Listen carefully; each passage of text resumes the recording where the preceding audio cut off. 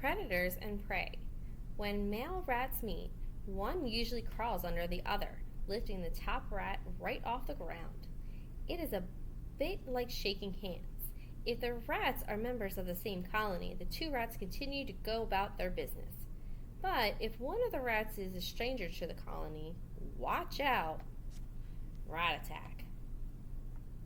Rats are not fierce animals, but they are very protective of their own territory. Males fight over territory, mating partners, and food.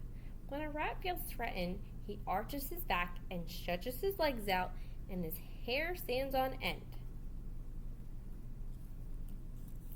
Why might rats from two colonies be enemies? What connections can you make that to that and what we just read? Rat predators. Rats have other predators aside from each other. In the wild, snakes, hawks, and foxes love to prey on rats. Cats, weasels, dogs, owls, and coyotes also prey on rats. Some rats are bred specifically for feeding to snakes and birds of prey at zoos. If food becomes very scarce in a rat colony, some rats may prey on and eat the younger, weaker members of the colony. Does that mean that rats are cannibals?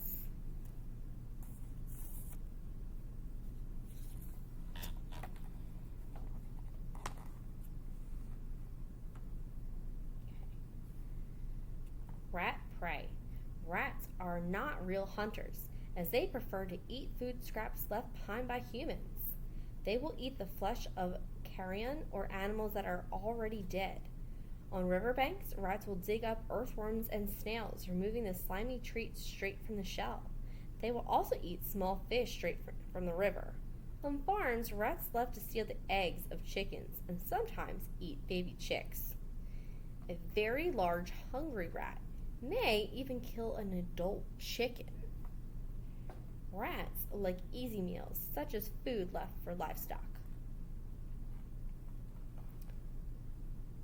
Rat plagues of Mizoram. Every 50 years, farmers in the Indian state of Mizoram prepare for a terrible rat infestation that can cause thousands of people to starve to death through famine. The trouble begins when the Melocanabaphyria plant, a rare species of bamboo, suddenly flowers and produces seeds. When the seeds drop to the ground, ravenous rats quickly devour them. This results in a population explosion. When the rats have eaten all the Melocanabaphyria seeds, they turn to grain crops and storehouses, quickly eating through the food supply intended for the human population. In 2007, government officials in India tried to prevent another famine by offering people 1 rupee for every rat that they killed. So why does this problem happen only every 50 years? What connections can you make to something we read earlier and the government paying people to kill rats? How can both of these facts be true in the same country?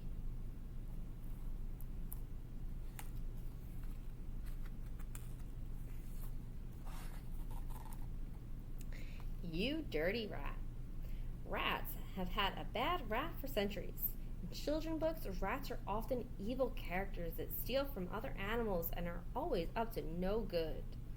A rat's nest describes a messy head of hair, and a pack rat is someone who never throws anything away.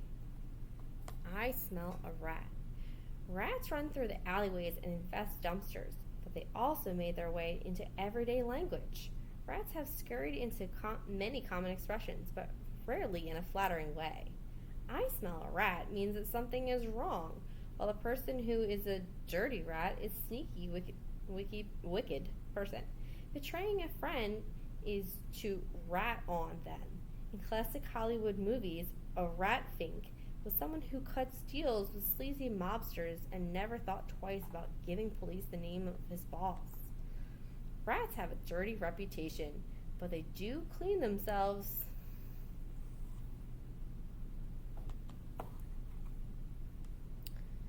The all fall down. In literature, rats are greedy, sometimes violent characters that cannot be trusted. In the children's classic Charlotte's Web, Templeton the rat is a loner who despises the other animals for no reason. Even when the animals need his help, Templeton refuses until he is paid in edible garbage. The plague spread by rats plays into a children's nursery rhyme, Ring Around the Rosy, a pocket full of posies. Right? The rhyme was still sung in the 1790s during an outbreak of the plague in Europe. Flowers were called posies, and people used to walk around smelling them just to disguise the rotten smell that came from plague victims. The word husha is sometimes replaced with achu, and it was meant to imitate sneezing. Either from smelling flowers or from being sick, the line, "We all fall down," describes a frighteningly high death count during this time. Did you know the real meaning of that nursery rhyme?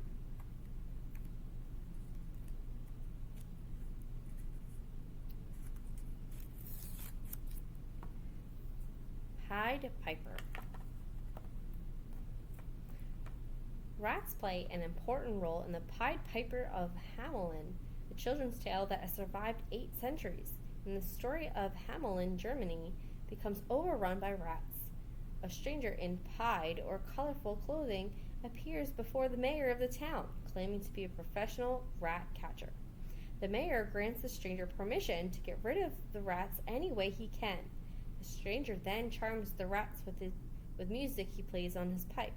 The rats gather around his feet and follow as he marches them out of town. When the piper returns, the mayor refuses to pay him. The revenge-seeking piper leaves Hamelin only to return wearing a disguise.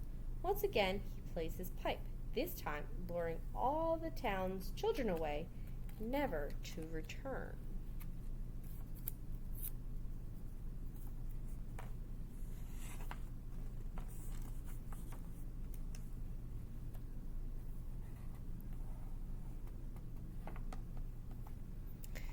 Rat facts.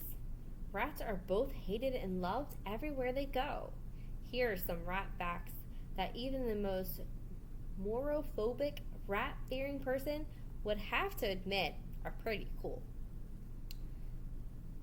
A single rat sheds 1 million hairs each year.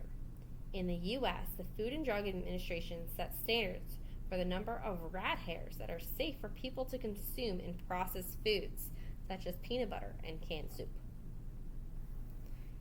Rats cannot vomit, so they are doomed if they eat something poisonous. The reason why they cannot vomit is that they have a muscular barrier between their esophagus, or feeding tube, and their stomach.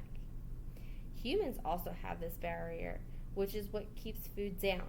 However, unlike humans, rats do not have strong enough muscles in their esophagus to open this barrier when something upsets their stomach.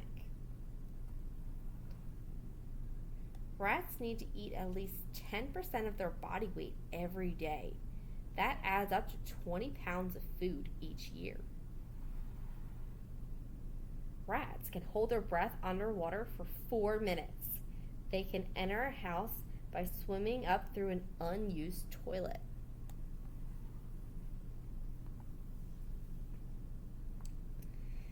In labs, rats are gentled or handled and stroked.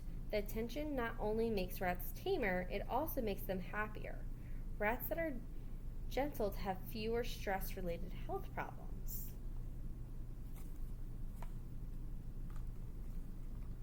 In the late 1800s, farmers in Hawaii became completely fed up with rats because they kept eating their sugarcane, an important island crop. They introduced the mongoose to the island, hoping it would keep rat numbers down. Unfortunately, mongooses prey by day when rats are asleep in their nests. The starving mongooses were forced to feed on the local reptiles and birds, some of which even became extinct. And the rats, they continued to nibble happily on sugarcane every night.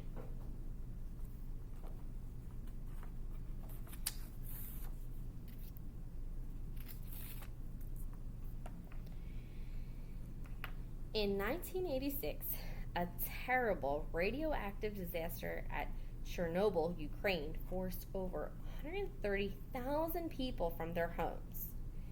10 years later, biologists were amazed to discover thriving populations of fish, deer, and other animals, but no rats. Why? There were no people to feed them. What did we learn people have to be careful about? Why is this a concern?